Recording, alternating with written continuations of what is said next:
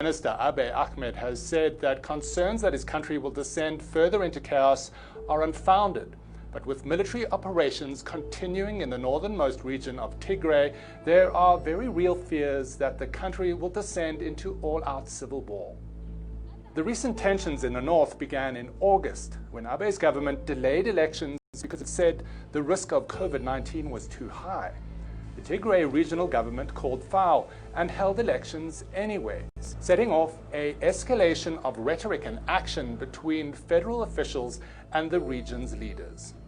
The tension turned into full-blown conflict in early November, with an alleged attack by the Tigray People's Liberation Front, or TPLF, on a federal military base in the region. For the Prime Minister, quote, red line had been crossed and he ordered federal troops into the region. But because the internet, phone lines and other communication modes have been blacked out, it's very difficult to ascertain just how many people have been killed in the fighting. But remember, this is the same Prime Minister that won a Nobel Peace Prize last year. He's lauded internationally. He managed to negotiate peace with Eritrea, ending a dangerous stalemate following the Ethiopian-Eritrean War that ended in 2000. But peace at home is proving more difficult to achieve. In Ethiopia's federal system, regions, often divided along ethnic lines, have considerable autonomy and run their own police force and militia. When Abiy came into power, his appeal was based in part on the concept of medema, or synergy, the belief that Ethiopians should pull together and be united rather than divided by their ethnic differences.